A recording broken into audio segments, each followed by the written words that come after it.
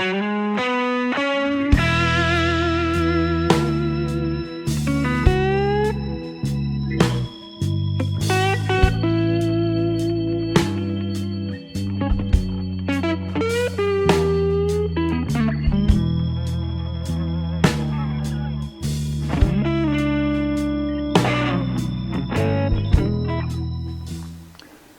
afternoon, boys, girls and gentlebods, and welcome back to the shed.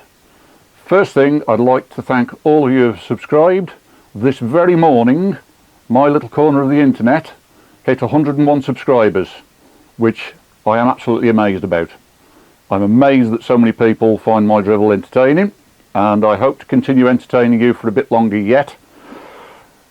I've been chatting with a chap in New Zealand, of all places, a chap who goes by the handle of Tucker1234, who's got a 2.5 Ducato, and his cam belt jumped a couple of teeth. He's been very lucky in that he managed to retime it, and it starts and runs okay.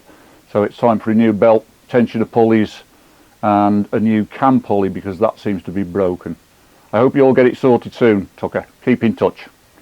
I find it amazing that we can help each other from the other side of the world. I think that's truly brilliant. Now today, I'm not actually starting a new project. I'm just going to talk to you very briefly, hopefully, about a couple of projects that I've got coming up. First of all, it may not be the first project that I tackle, but fairly soon I will be changing the cam belt on my own camper, which is a 2009 Ducato with the 2.3 engine. So it's 5 years since I did it last. It's due for doing again. So it's a new cam belt, tensioner pulleys, and tensioner spring unit and coolant pump. Now, people often say, do I need to do the coolant pump? Well, you do if it's driven by the cam belt, because if the water pump bearings fail, the cam belt is going to go loose, the cam belt will jump teeth, the valves will meet the pistons, and you've got a very expensive engine to replace or rebuild. I had to do one last year, fit a Recon engine for exactly this reason. Not last year, sorry, the year before, but it cost about £3,500 for a Recon engine with all the additional bits, new clutch, because you wouldn't put a new engine in without a new clutch, and all of the associated work came to about £3,500. With labour, you'd be looking at £4,000 easily. So if you're doing a cam belt, if the cam belt drives the water pump, change the water pump. On the 2.8s and the 2.5s, the water pump is not driven by the cam belt.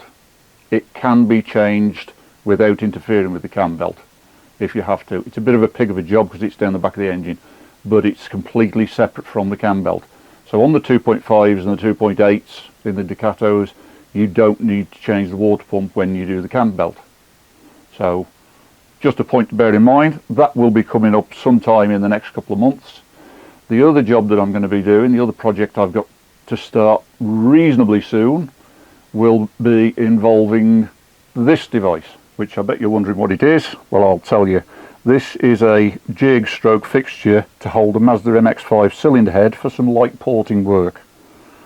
This will be a small part of a bigger project to rebuild my big bore race engine for my hill climb MX-5.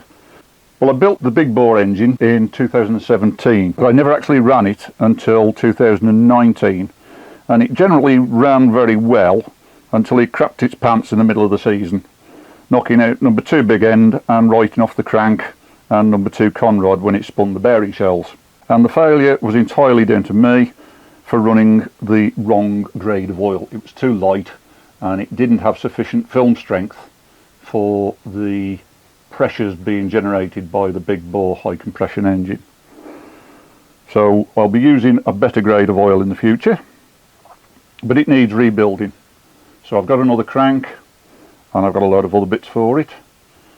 Now the basic spec of the engine as it was a Mark 2.5 1.8 VVT block, overboard by 1mm to give a swept volume of 1884 cc, alloyed with forged Wassenaar pistons to give a compression ratio of 12:1, ACL race bearings and ARP fasteners, Cometic head gasket, and the VVT high flow oil pump.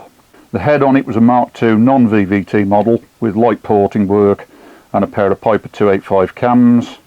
The exhaust is a Mark 2.5 VVT manifold into a stock Mark 1 cat, and custom made stainless steel system from their back with a repackable straight through back box exiting directly to the rear instead of the original labyrinthine unit with two 90-degree bends.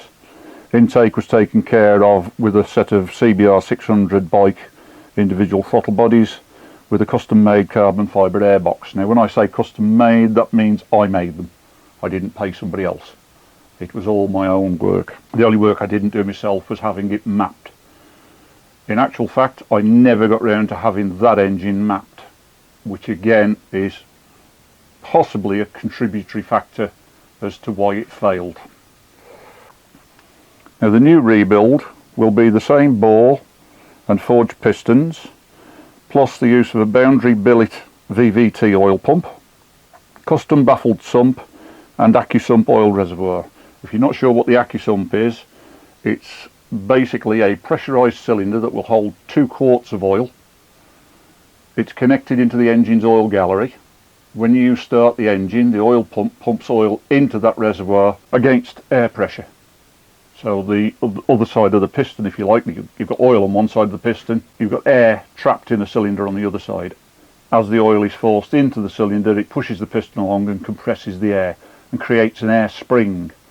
Now the idea of it is that when you're starting from cold, or any time you're starting the engine in actual fact, opening the valve from the AccuSump will dump that stored oil pressure into the oil galleries of the engine, so lubricating the bearings, the crank, the cam, everything before you turn the engine over.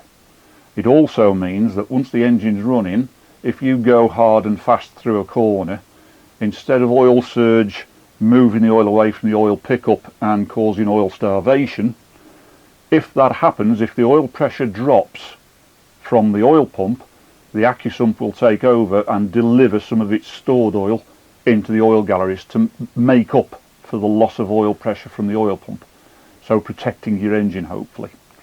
I've got that fitted and it works really well on the stock engine that I run as a backup.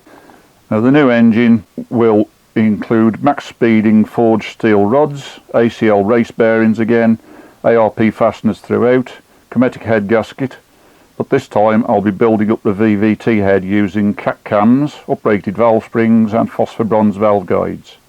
The exhaust and inlet will be the same as before. So this is a support, a jig that I can mount the head on to do the porting work, to clean the ports up. The MX-5 is a really nicely made engine, the early ones. They don't need masses of work, they don't need huge amounts taking out of the ports, they just need a few of the rough surface casting cleaning up. You can go to bigger valves, but only by 1mm, and the cost is quite painful, so I shan't be bothering with that. Here we have the upgraded valve springs, assembly lube, thrust washers for the crank, ACL race bearings for the crank, new phosphor bronze valve guides direct from America, and the Cometic head gasket. Here we have the set of forged max speeding rods, forged steel. They are Chinese manufacture, but they are highly regarded, and in actual fact Max Speeding have a massive factory. I don't even know if that's the name that they trade under in China. They have a massive factory producing 100,000 odd product lines, a lot of which are to do with motor trade, motorsport. So they're very highly regarded. Just because they're Chinese doesn't mean they're bad. That's the boundary high flow billet oil pump. So that will be going in to make sure that we don't suffer any loss of oil pressure and we get good flow, because the head I'm going to be building up is the VVT head, the variable valve timing head, which uses more oil flow because it uses hydraulic pressure in the oil to actuate the variable timing. And then the final part of the job will be these